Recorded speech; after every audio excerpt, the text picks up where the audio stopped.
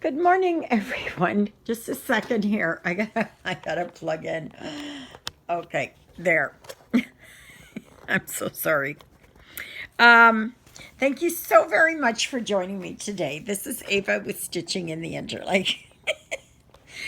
When you watch my videos, you never know what's going to happen. It is just unedited, unscripted, and everything else. So I would like to show you. There is Sir Jonah de Wynalot.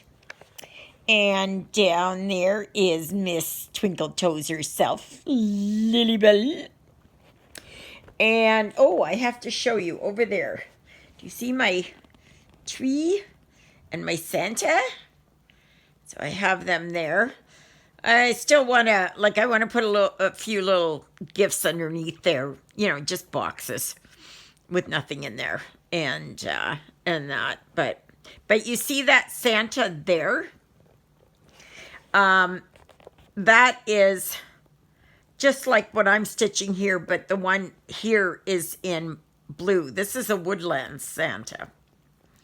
So, yeah. So, anyway, yeah, so today it is snowing a little bit. Just flurries they're expecting today. And so we'll see what happens. Now, have I got this right?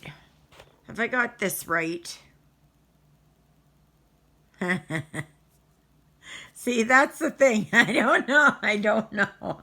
I think it's this way. Is it this way that'll go? Okay. We're going to try it this way. I remember, really. Oh my gosh. I don't know if it's this way. It could be this way.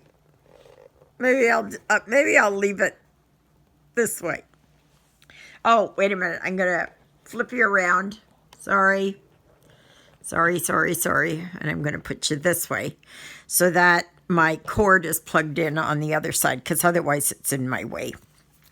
So here it is. I'm working on Father Christmas, and it's coming along very nicely. I went outside yesterday and I shoveled on the deck, and my back got so sore and I was so tired. Oh, excuse me. Oh. More on my yawning later. But anyways, I couldn't stitch anymore. I had to go and lay down in bed. Well, I had a shower and then laid down. And now my right shoulder is sore again. I have a bursitis in there. And it's really, sometimes it really bothers me. So, but I was blessed yesterday to have my son Jeffrey come over with his snow thrower. And it's on the front of his lawn tractor. One of his lawn tractors, anyways. This is the smaller one. And so anyway, he cleared out my driveway, and I am so thankful. I am so grateful for that, because it's,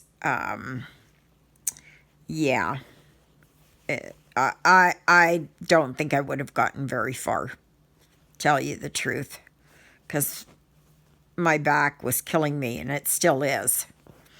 So even when I was watching the video back, I was thinking, oh my gosh, my back's getting sore just watching it. It was funny. But anyway, this morning I have bread that's in my bread maker.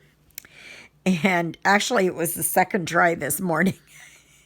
Thankfully, on the first try, I didn't get too far, but I had it all ready. I put it in the machine, and it was going, and it was sounding different. And I thought, what the heck? And then I realized, oh crap, I think I forgot the paddle. So I thought I could put the paddle down in there. Well, that was a no-go. So I had to throw it all out and start fresh. So, but that's okay. That's okay. It, hopefully it'll go. Yeah. It's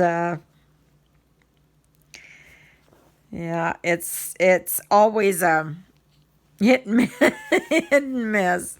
And of course, I was talking with Juliet as I was trying to get this,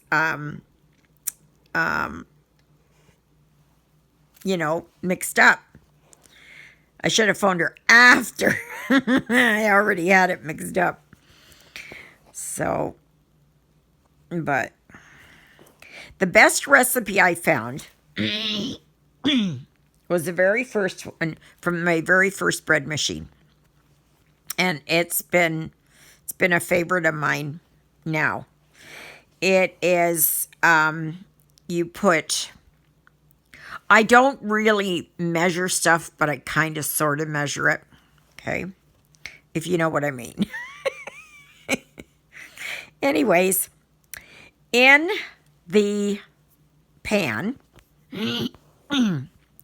you put 1.5 cups of warm to hot water, not boiling. You put, I don't know, 1/3 of a cup, whatever it is, of oil. I just pour it in. I figure, okay, that looks good enough. And then you put some salt in there. And it's, however much that you want. So I think they say a teaspoon, but sometimes I find, just a little bit more helps. Not much, just a little bit more.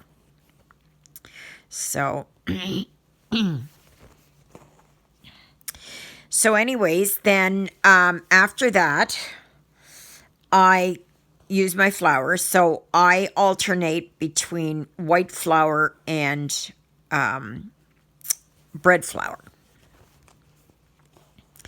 And I thought I had gotten the bread flour whole wheat. And turns out I had the Homestead white. But I've got another bag in there of it. So I buy a 5-kilo bag. And so then I alternate 1 cup of each. Okay, so I put in 1 cup of the white, 1 cup of the bread flour, 1 cup of the white, 1 cup of the bread flour. And then on top of that, I put, it says about 2 tablespoons of sugar. And then it is bread maker yeast. And when you're using bread makers, please look for bread maker yeast. Okay? Because it works the best in bread makers. It causes the dough to rise, and but you have to put things in exactly in the order that I said. Okay. And I will put it the recipe down below. And then what I do is I have my bread maker. So then I put everything in there, and then I just take it and put it over into the bread machine. And I have it on dark. Yeah, so the crust is dark. And it's on for 3 hours and 25 minutes. And I don't like the rapid bread. To me, it hasn't been kneaded enough. So it doesn't matter. I put it in for the 3 hours and 25 minutes. So then what I do once it's turned on, I always have it because it's right there on my kitchen counter. So it's right opposite the back door. So if someone comes to the back door, then I open up the door, and of course then there's a draft, right? So I put a towel over it. I put a bath towel, like that. Because what that does is it protects it from, from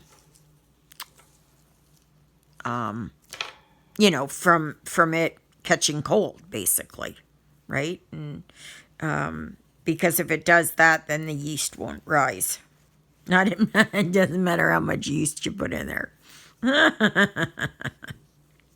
So I put, let me go back. I put 2 tablespoons in thereabouts, or 3 tablespoons of sugar.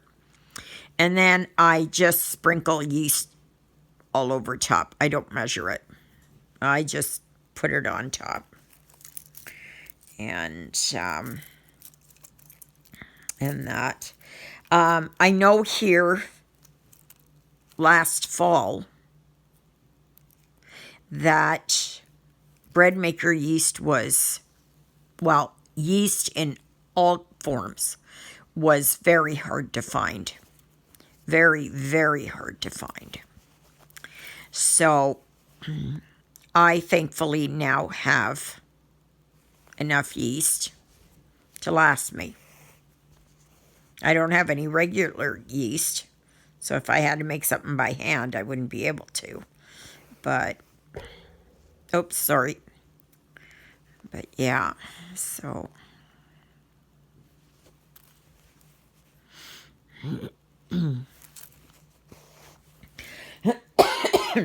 Anyways, last night I was up at midnight because I had to go to the bathroom and I was coughing. Then I went back to bed, and then I was up at, I don't know what time it was, 3:30 I think. And I was coughing again, and I piddled, so I got up to the bathroom. And then I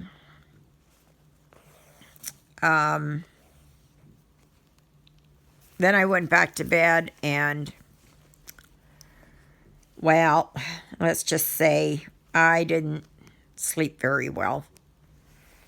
I might have dozed off, and then Lilybell got me up at 4:45. So I've been up ever since. So, but I think I should be okay. I think I should make it all day without a nap. It's just, because I was getting into kind of a coughing fit and that. I thought maybe I got a chill or something yesterday and the day before, especially when I was outside just in a light jacket and no gloves. So, yeah. So as long as I don't come down with anything, but I can feel a heaviness in my chest, and that's not good. I do have my puffers, but so after I made the bread, I tidied up in the kitchen, and then I gotta make sure here. Did I do it right? Just a minute. I gotta see here. Oh my gosh. Did I do it? Did I do it right? I'm hoping so. Where is it? Yep, I did it right. just my luck that I would have gone through all this and found out it was in the wrong direction. Oh my goodness. So, there's a new lady that has become a subscriber, and her name is June Jones. So I thank you, June, for coming and spending time with me. And once you get going and you start chatting and that, like, everybody's so friendly here. You know, we're all just a bunch of gals. It's like it's like a coffee clutch. And it's like we sit here. What I kind of say when I stitch with Juliet, when we do our, you know, back and forth, that it is, I kind of call it a stitching bitch. Yeah, it's the only way I can describe it. Stitching bitch. So, but it's mostly just chatting. Yeah, just kind of like what I'm doing here. I still have to try and figure out how I can do it, that I can do one on Facebook and do a Facebook Live, because I think I can do that. I have to see. So tomorrow I have a phone call with my doctor in the afternoon at 2:15, I think it is. 2:30, 2:15.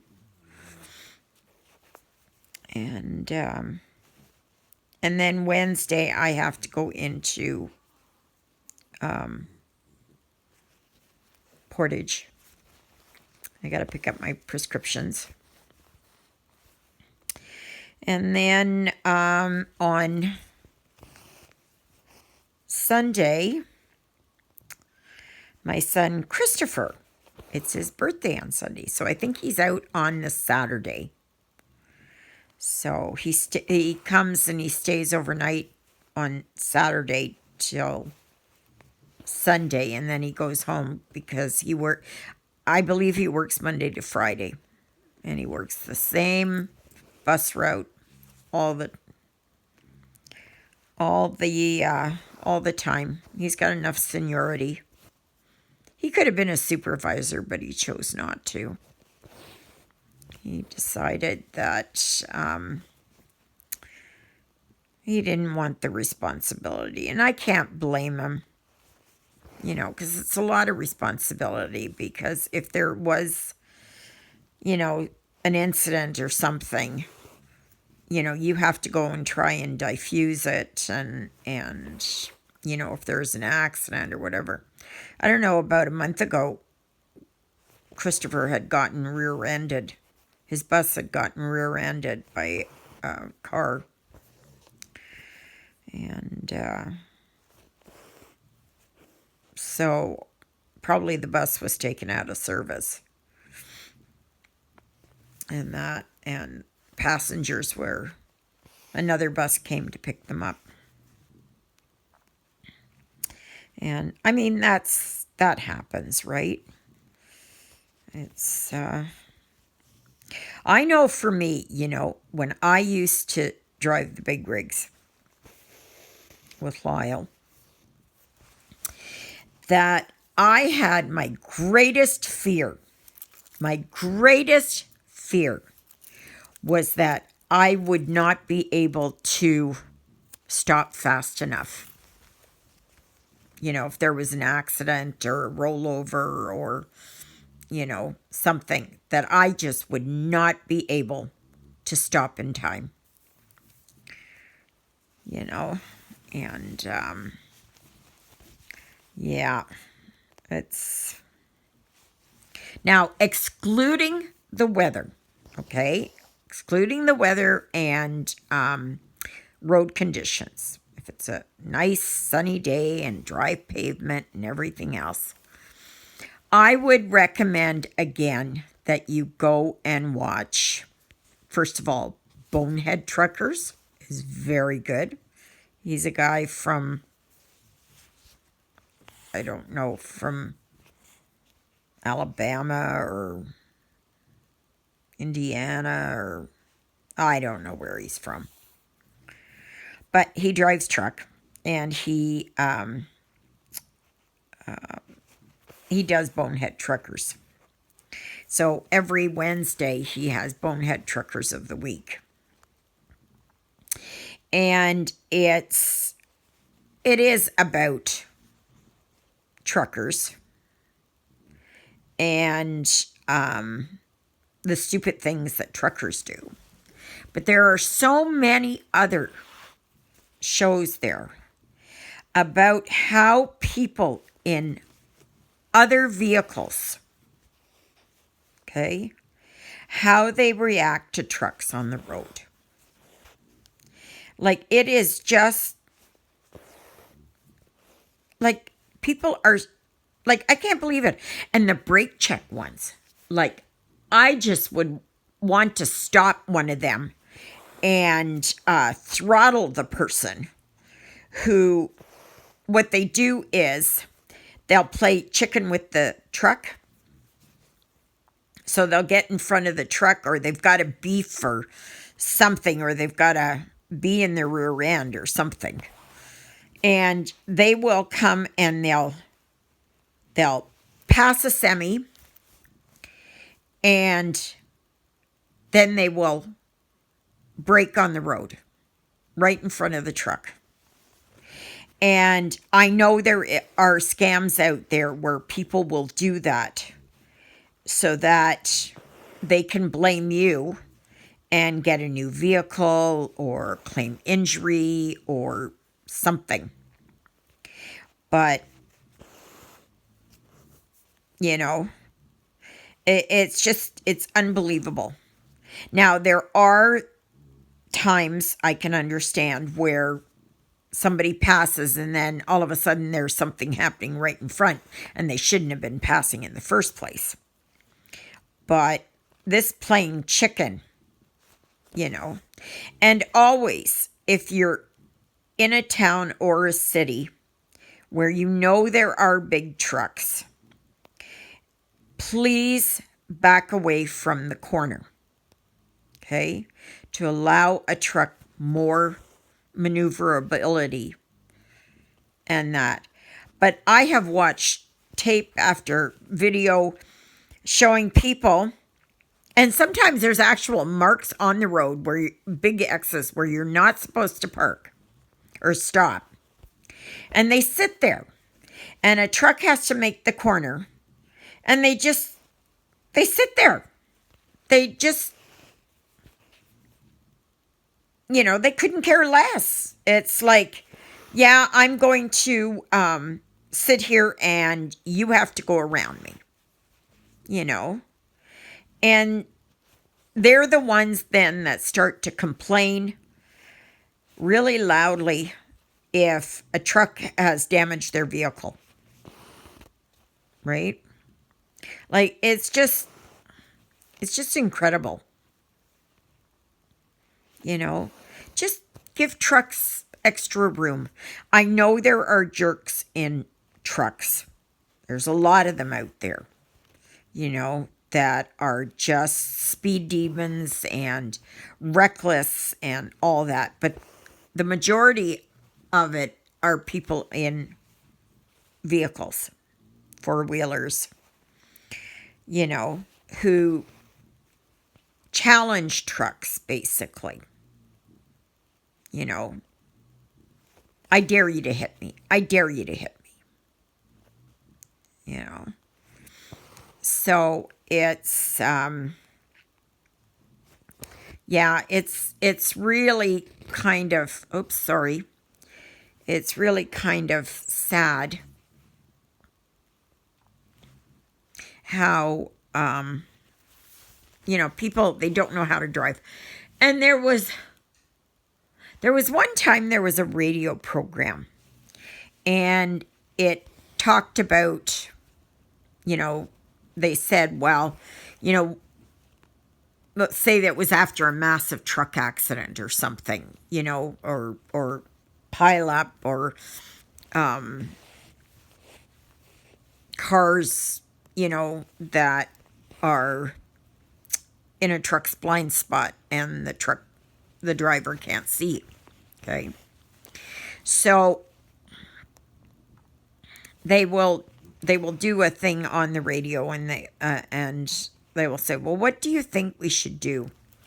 How can we make it safer for everyone on the road? Okay. And this one, I think it was a lady. Yeah, I think it was a lady. She phoned in, and she had the audacity to say that trucks shouldn't be allowed on the road. They should have their own roads. Like, really? Like, oh my gosh. Really? Are you serious? Are you serious? Maybe it should be not that trucks need their own road, but people in four-wheelers need their own road. And you stay off the highways. Like, it's just,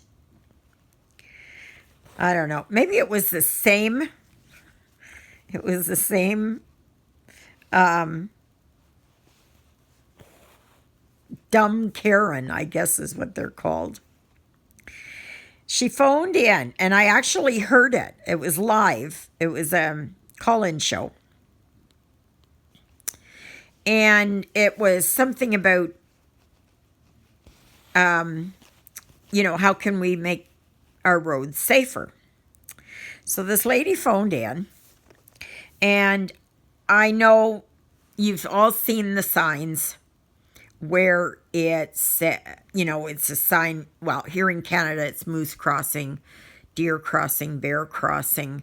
Probably in Australia, it's kangaroo crossing. Down in Texas or wherever, it's armadillo crossing. I don't know. Okay. And England has deer. So, you've probably seen the signs, right? So anyways, this stupid, dumb Karen, she phoned in and she said, the highways department should move the signs to where the deer cross. And why are the deer crossing, the road not in their designated crosswalk? I tell you. And she was dead serious. Because the radio host was saying, talk show host was saying, you can't be serious, right? And she was like, yes, I am. Why is it that the deer, they don't have it that the deer don't cross in their crosswalk? You have a sign that says deer crossing, so the deer should cross there. They shouldn't be crossing 10 meters up the road. They should be crossing at the deer crossing. I was just like, oh my gosh, are you serious? There are dumb people out there. I'm telling you. Like, it makes you wonder. Like, did God even put any brain cells in their head? Or was it just Karen cells or something? I don't know. Like, it's just, I don't know.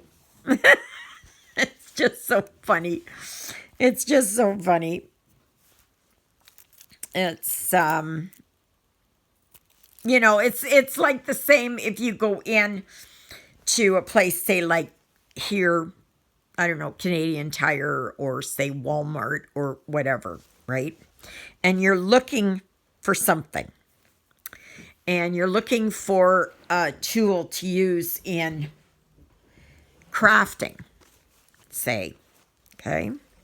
Or you're in the crafting department and you see that they have like a tool, you know, a needle nose pliers or something, right? Or wire cutters or something. And it's like they will say, these don't belong here. These belong in the hardware section, you know, in the tool section. And then they come back and they say, you know, maybe a couple of days later, they come in and they're looking for, you know, needle nose pliers and for crafting. And so then they send you to the tool department and they're upset because they're in the tool department, not in the craft department. Like, oh my gosh, really? Really? Like, unbelievable. Unbelievable. But I guess the world, it makes you wonder how people like that ever got their driver's license. You know? It's also like, I knew one lady and she, when we had our house in Ontario, we had it, you could come right up the big driveway and there was a huge parking area because we had the truck and the trailer. So Lyle had to be able to turn it around. So then this lady comes and she parks. And I think she was my Avon lady or something. And she would park with the front of the car facing the door, okay, so that she would just get out and do that.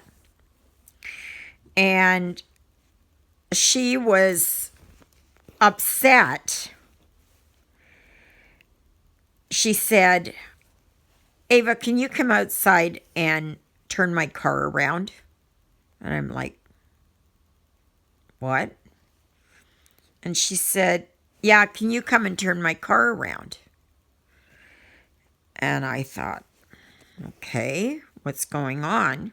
So then after she told me, and like, it was the full yard. The truck wasn't even in the yard or the trailer. It was just empty. And she said, I don't know how to drive in reverse. I don't know how to back up. And it's like, oh my gosh, are you serious? Are you serious? Oh my goodness. You know, and it's just like you just go backward a little bit and then you turn your wheel. And if you've got it wrong, then you turn this way, so then you go out that way. I mean, like, the yard was big enough. You weren't going to hit anything. So then, yeah. So, yeah, it just makes you wonder how people like that ever get their driver's license.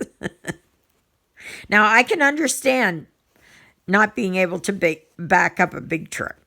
Okay, I can understand that because you have to turn the wheel the opposite way to get the trailer to move in the direction you want it to. So, if you want that the trailer backs in towards the left, you turn the steering wheel to the right. If you want that the back of the trailer goes right, you turn the steering wheel to the left. And it takes a while to get that, you know. But, yeah, it's, I just just don't understand it. So, but I guess people, they've just got a brain block or something. So, if you've just found my channel, thank you so very much. I do appreciate it very, very much that you are taking time out of your busy day. Forgot one. To come and spend some time with me and to visit with me. It's wonderful that you have. And if you are new here, please comment down below. Just say hi to everyone and maybe, or just comment, you know. There is also a dedicated Facebook group called Stitching in the Interlake. Okay. So there you will be able to chat with others. So yes, so thank you so very much for choosing my channel as one that you want to watch. And the thing about my channel is what you see is what you get. And it's what happens. So there is no editing. There's no pausing. There's no nothing. How my video is exactly the way it is. Because I can't edit. So, if you're one of my returning subscribers, and I know there's many of you there, Jeannie, I'm on chapter 10. And it does get better. It kind of, it's a little bit dry in places. The book Extinction by Mike Krause and Tara Ellis. It's a post-apocalyptic fiction. And, but just kind of, you know, just kind of muddle through. And, you know, there's highlights and lowlights and, you know, chapters that you just want to go on and on and on because they're so good. Now, I'm not sure if it is the way that co-authors write. You know, do they write certain chapters involving certain people? Because I've noticed that Mike Krause is an excellent author. He's absolutely wonderful. So check him out on Amazon. Right now, I think still on is Extinction, all 6 books in the series for 99 cents US or $1.29 Canadian. And forgive me, I don't know what it is anywhere else. And so yeah, it's really good. And also there's another series, Deluge. And I'm going to read that after this one. And then I think I should be PA pooped out. For a while anyways. Or I may stop at the end of Extinction and read a couple of Christmas romance or something. So, anyway, I think that's about it. I don't know how long I've been on here for. But I thank you so very much for joining me. And please come back. You know, there are 2 gift-aways on my channel. There is the one with European town. Please use town in a sentence. Do not use gift away, prize, present, gift, all those terms, okay? But use town in a sentence. And the other one, that's from one of my subscribers, and she will be sending it to you. I will be doing the draw on Sunday, coming up on the 21st. So please get your names in, and remember, use the word town in a sentence. And I've gotten a few of you. I've got about 7 now. The other one is this one. It's Christmas Eve Angels. And for this one, this is an 11 count. The European town is a 14 count. That's my bread maker that's making that noise. Okay. This was an 11 count. Okay. And it's by Needle Kung Fu. And so I'm giving this one away on, I'm going to do the draw on the 6th of December. Okay. Which is St. Nicholas Day. And so if you want to enter into this giveaway, then please put down in a sentence, use, who are my sidekicks? Here's a hint. Okay. And please use their names or their nicknames or anything along that line. Okay. So this one.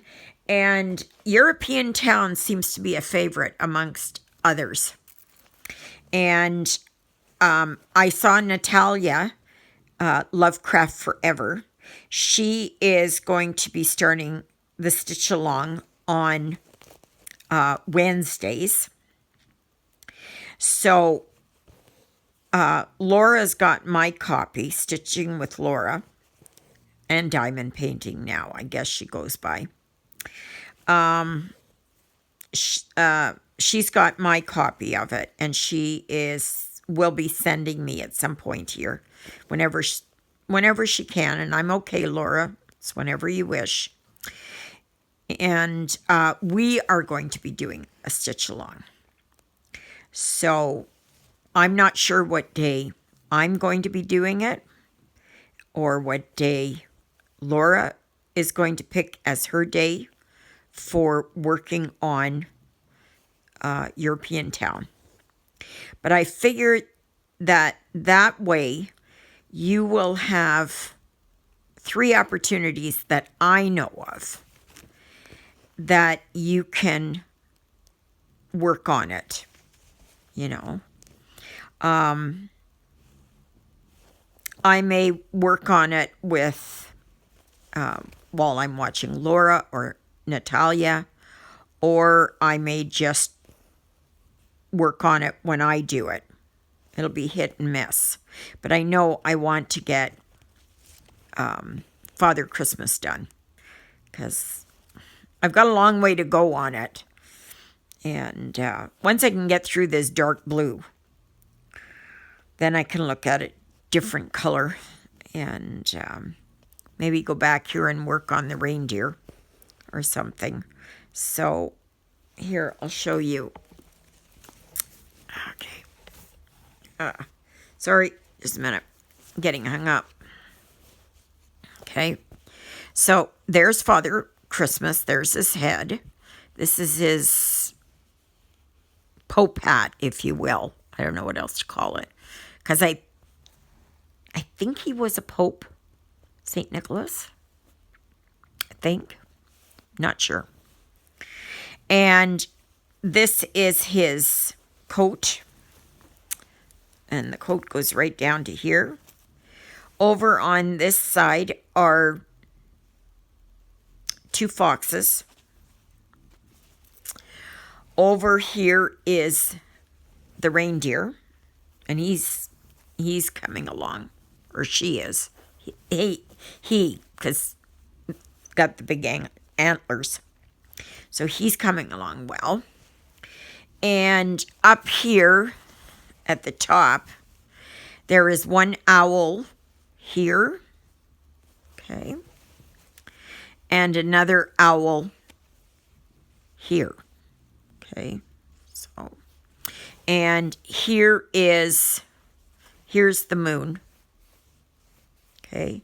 And of course you can see the trees here. So, yep. So that's it.